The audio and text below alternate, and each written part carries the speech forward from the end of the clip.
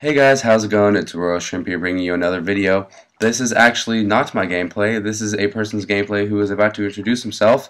Why don't you, the person, introduce yourself?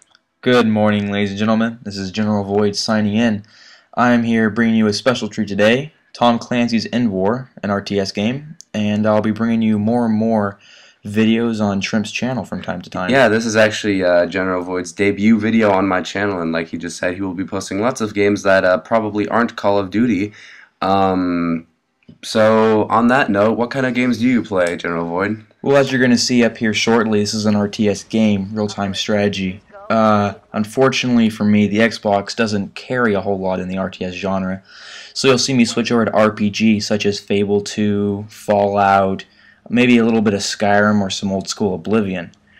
I do play the occasional shooter. Some of you have seen me play with Shrimp, and you'll probably be seeing some later footage. Spoiler alert, some 2v2s. Yeah, me and Void, we destroy it 2v2s, and we're probably going to start a series up or something like that. And but yeah, I totally agree with you. There's a lot of shooters out there, and not very many RPG games. So do you play on PC at all, or? I have a PC. I play on it from time to time. I've just grown up with Macs. That's just how I was raised. So I play mostly on my Mac. And of course, the most prevalent RTS game on that is StarCraft 2. So yeah, it's a classic. Of course, though, Blizzard is kind enough to allow us to play on both PCs and Macs. So my Alienware gets a good time usage out of that. Yeah. But on that same, I'm going to cut you off there. I do play a few MMOs. I'll just Blizzard remind me. I've played World of Warcraft, old school RuneScape, and lately I've been resting my head in EVE Online. Yeah, so if you guys could maybe leave in the comments below what you guys would like to see from General Void. As you heard from him, he's more the RTS, RPG kind of guy, and well, you guys know me. I play mainly games like Battlefield 3, and I'm in the FPS genre.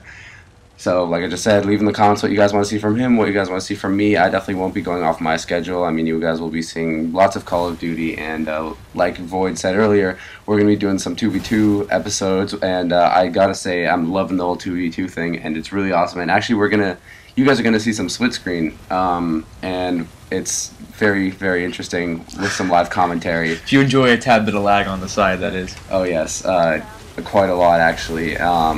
But no, I mean, I find it nice actually that they've actually put like something like that in, because they always, you know, in games like FPS shooters in general, or well, for any game that matter. Oh wow, it looks like a movie scene right there. Just like you're panning over. It's nice.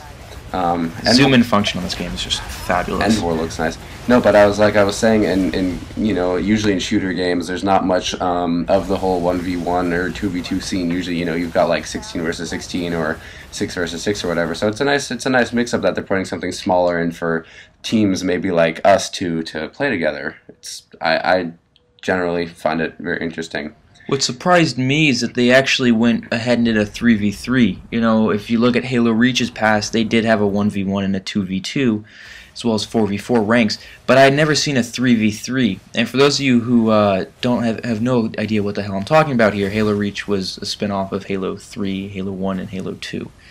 And 3v3 games are unique for the fact that it's very difficult to balance a 3v3 game. In a 2v2, you're working with one other person, working side by side, moving up the field, you know, controlling, you know, key positions, having a good sniper, having a good close-range combat player. But when you have 3 people, it gets really hectic, because there's no way you can coordinate just 3 people. Yeah, I definitely agree, because if you're going against, like, let's say you're rolling with your buddy and you have 2 people with you, then you might come against one other person, you kill them, okay, great, but then maybe their 2 other guys are going against one other buddy on your team, so it's really interesting.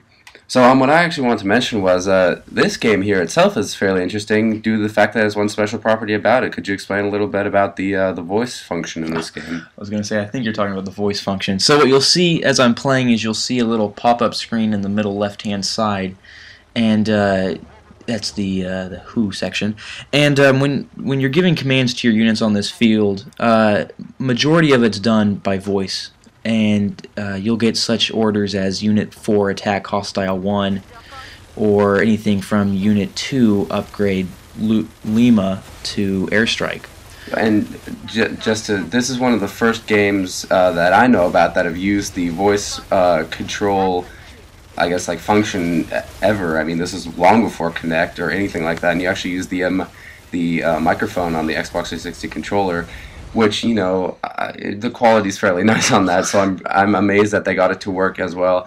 And what's really nice is you guys can't really hear him in the game, but you basically never have to, General Void never had to repeat himself really, and they really did a really good job with the voice thing, which nowadays you can see they're actually developers, because it's all about speed and development. Actually, a lot of games you now have to say things multiple times to control your game with Kinect, but in this game, you know, one of the early games where it was not a tried and proven method yet, it was a lot better.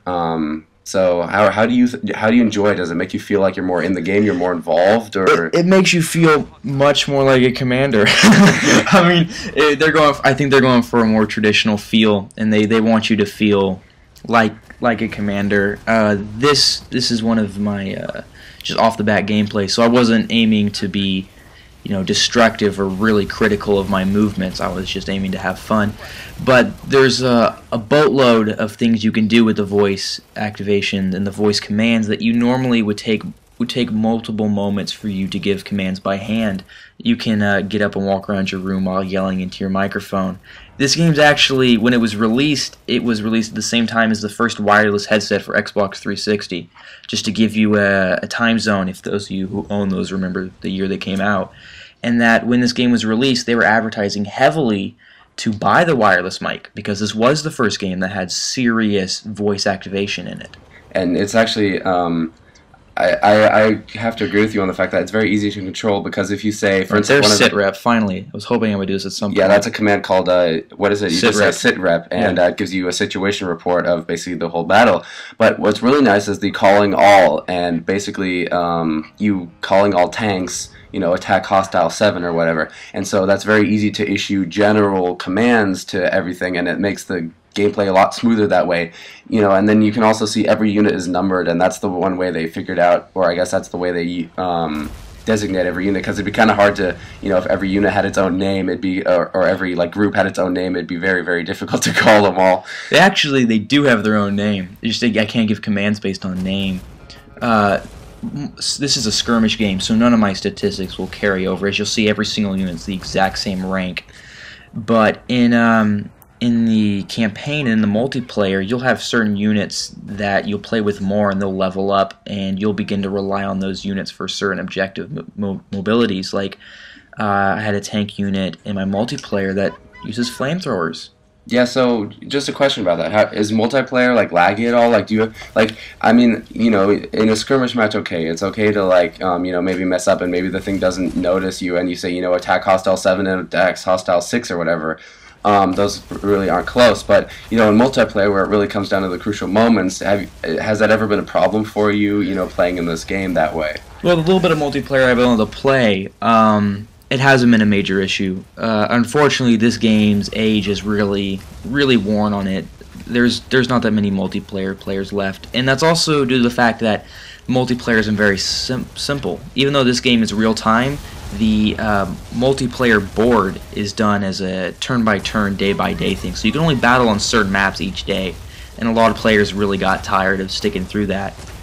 Yeah, that sounds kind of interesting. And we're seeing here the splendor of the plasma cannon from the front of a tank. And what's actually interesting is that this game still holds up graphically, even for games today. And I mean, that's pretty impressive for a game which was or is fairly old in that manner.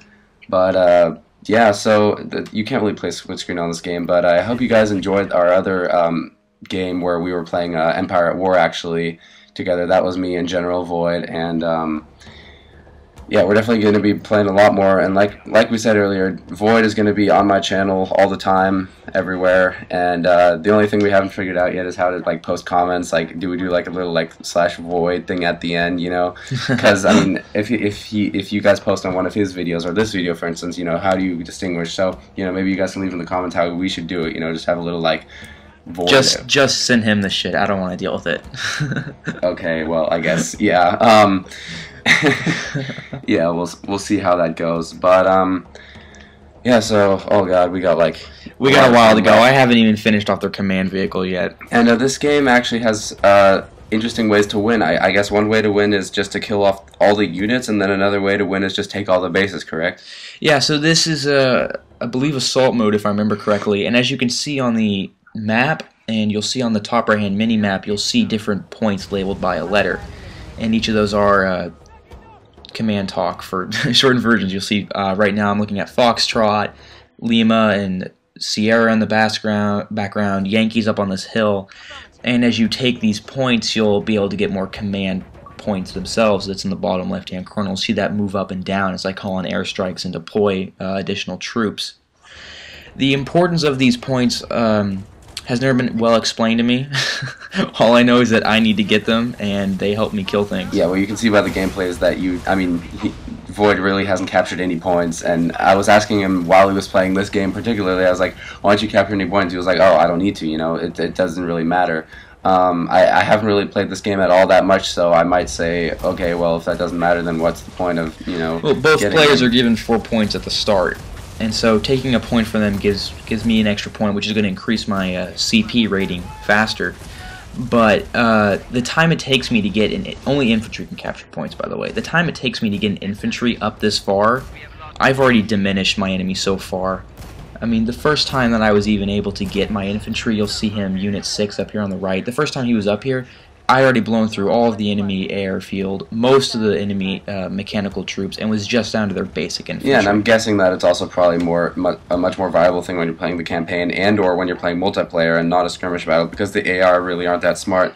But in the campaign, it might be an objective, or in multiplayer, I mean, you're basically crippling the enemy. If you can call in airstrikes, which, by the way, folks, are very, very powerful, if you can call in, 2 more than your enemy, then it's going to give you a massive advantage. We're going to see an airstrike up here in a moment, if I remember correctly. Actually, the AI kind of tards out here. Oh, the tanks are ridiculous. These guys don't know how to drive tanks. We should not be playing them. So there's the airstrike just been called in. And you can see the tanks actually start kind of aligning here, and then the enemy is sending his vehicles in, but then they actually also start getting stuck behind this tree and evidently don't know how to drive through not even rough terrain. So there's some issues, but you get that with older games. It's actually interesting. A lot of games have that problem where, I guess it's bad coding or whatever on the developer side, but basically terrain navigation and how you tell a unit to check, okay, is there a tree there? If no, then keep going. If yes, then, well, do what? Check left, check right, check forward, check backwards in that moment to see where the tree is and then where to move. But I don't know. It's kind of interesting sometimes to see AI do that. So we're coming close to the end of the video here, guys. Leave us a like, favorite, comment, subscribe, and yeah, thanks for watching so much. Alright, yeah, thank you everybody. This is General Void and Lieutenant Royal Shrimp signing out. And we will see you guys next time.